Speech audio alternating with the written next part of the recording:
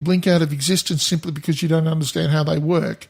I'm just saying that is accurate to who he was. Okay. Yes, that's all I was trying to say in all of that, and you were just poo-hooing me at every stage. Well, I'm going to do that anyway. Yeah, I know. So, Paul, you thought it was awesome. It's one of your favourite films? It is a favourite. It's your top 33 films? My top 330. Yep. And you would say to other people they should watch it, the 2 hours and however many minutes it is? Or should I just fast forward 2 hours to the last bit? Look, because it is such a piece of work, a long piece of work, I think... What a piece of work, I think people should only watch it if they want to see something that is amazing in its scope. I think it's safe to say that as a film, it is amazing in its scope. You will not see another movie like it for the amount of people on... in front of a camera. That. You will not see that amount of people, any kind of battle scene. You will never see that amount of extras on a battle scene. Or that many number of horses getting thrown into a ditch. It is epic at every stage. It is just beyond belief. You can't even find the details of how many people killed themselves or how there many was very nearly themselves. as many people there as was at the Battle of Waterloo. No, they put up full battalions. No, I saw. Yes. I sat and watched this film. They reenacted the Waterloo. Yes. So that's what I'm saying. So from that perspective, what it tries to do and what it tries to achieve is a reenactment of the Battle of Waterloo and an understanding of the characters involved. Now, I'll take what you say and how you could not understand Wellington, and I'll say, well, perhaps they didn't achieve that. Perhaps we need to take Christopher Plummer out and give him a punch in the back of the head, out the back of the bike shed, because he didn't make Auntie Pip happy. But putting that to one side, Rod Steiger, I think, played Napoleon well past his use-by date. He went there and he just kept going. I think it was the most manic portrayal of Napoleon I've ever seen. And he comes across as a madman, essentially. Doesn't he in most of his films? Well, Rod Steiger, I think, is just a little crazy. But he made Napoleon look mad. And I don't think he was mad, was he? No, I don't believe Napoleon was mad. I mean, he's calculating. I think at certain levels he was mildly delusional. And he was certainly... Would you say glass half full? Very much so. In fact, he'll just leave that glass on the table and he'll just go over to the table and get the pitcher. Keep filling it up so the water flows everywhere. I'll have everybody else's glass too, thank you very much.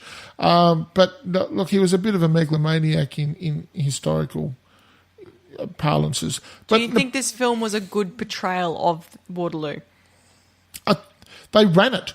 They ran it as Waterloo, so yes. No, I meant the whole film. We're not talking about the 10 minutes of the battle. No. I'm talking how they ran it out. No, I'm not talking about the battle. I'm talking about the whole film. Do you think the whole film was... Yes, I do believe it was accurate. Okay. I do believe there's a certain... With battle films, and you're setting the scene for a battle film, there's certain formats that have to be addressed and you have to run by them, sort of thing. And I think that they did that, and that's why it wasn't super entertaining. But for people who are historical geeks like myself, you get an extra 3 points of entertainment for pure accuracy alone. And it was quite accurate. How many stars do you give it, Paul? For what it was trying to do and what it was trying to achieve. All this stuff, yes. I give it an 8. And Whoa. I know you're going to give it a 3.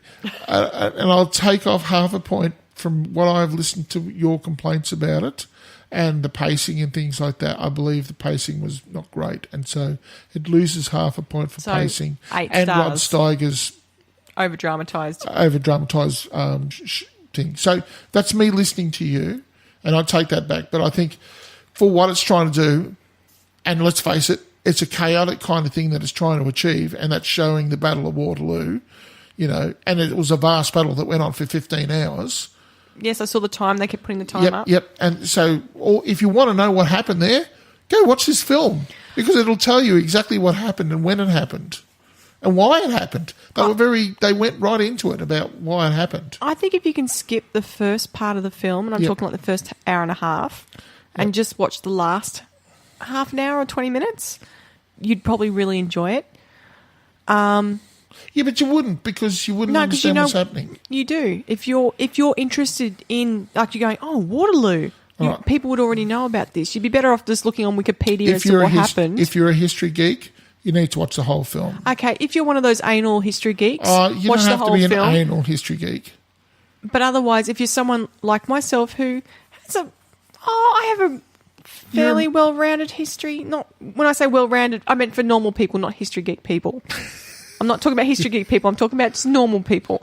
I'm aware of Waterloo. By the dint of associations of the people in your life, you are fairly well educated. Okay. I think you do very well.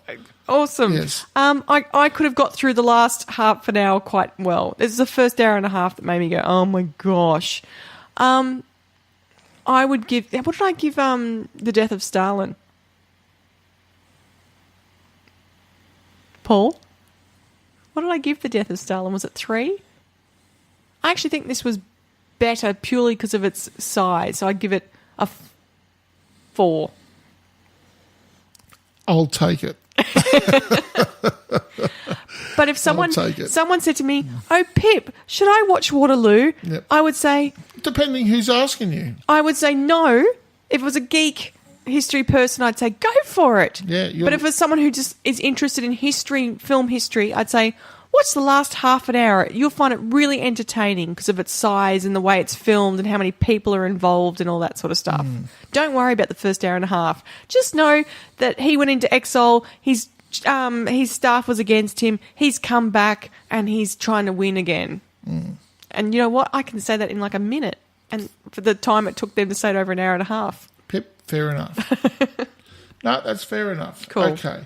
All right. Well, next week. So Waterloo, 8 stars from Paul and 4 stars from me. Yes. Next week, I know we don't do well when we discuss comedies. Right. Because we either go, that wasn't funny, or we go, that was really funny, and then it's really short. But this is going to have a bit of a theme to it. So both the films we've picked for next week are done by the Coen brothers. Yes, and I think the Coen brothers generally put films up that are got a little bit more substance to them. Yes, they're not just plain comedies. So I put up the Big Lebowski because I haven't seen it. No, neither have I. Oh, I actually thought you had seen it. No, I hadn't. Gosh, I hope it's good because if we come in next week and I go, I'm sorry. There's a lot of people who love The Big Lebowski. Everyone keeps telling me they like it. I've never had a chance to sit down and say, you know what, I'm going to watch this film tonight. It keeps coming up and people go, oh, it's one of the comedies. And I went, wow, I should watch it. Well, so now I'm going to. Maybe we'll love it and maybe you say, why have we not watched this? And the reason is because there's been other stuff happening in our lives. Life. So the Big Lebowski, and you put up the Ballad of Buster Scruggs. Scruggs. What a word, Scruggs. It was suggested to me by my ex-wife. So I don't know. Maybe she wants to finally get back at me one more time. So you haven't seen it? No, I haven't seen it. It's a relatively new film. It is. Okay, but it's also by the Coen brothers. It's on Netflix, but it's Coen brothers, and apparently according to her, it's very good. The Ballad of Buster Scruggs. I bet the title doesn't give you confidence, does it? No, it doesn't. No, it does not. But then the Big Lebowski's not a great title either. I've never seen a bad Coen brothers film. You think about it. Have you ever seen a bad one? I don't think I have. No. You're putting me on the spot. I have to think about it. Oh, brother, where art thou? Kind of got a bit weird in places. But it was still entertaining. I didn't mind that film. I know a lot of people don't like it, but I actually think parts of it are really funny. It's entertaining. It's a bit weird, but... I think they have a good instinct for entertainment. Yep. As long as people can just get over the whole weirdness. Well, we shall find out. We'll report back to people and everyone will say, yes, well, we know it because everybody else in the world has seen The Big Lebowski, except for us two. How has that happened? There's us two and some guy in Papua New Guinea sitting over a campfire is going, I've not seen this film. What are you talking about? I'm listening to your podcast and I haven't loved seen it Apocalypse Now last week. Oh, God. Don't you dare put that film up. Anyway. You know it's coming. All right, cool. Go us. We got through it. Well done. I'm going to go into bed and die now. Okay, just let me know, though, for next week, because if you're going to die, I won't need to watch these films. No, I'll let you know by Tuesday. If you don't hear from me by Tuesday's coffee, then it's all over. Awesome. Yeah. You know I'm dead. Oh, man. Okay. Oh, lovely. I need to go and cough my guts up in a second. All right. All right, I hope everyone has a good week, and, yeah. Yep. I've got nothing else to add. That's awful. Toodle pip. Toodle pip.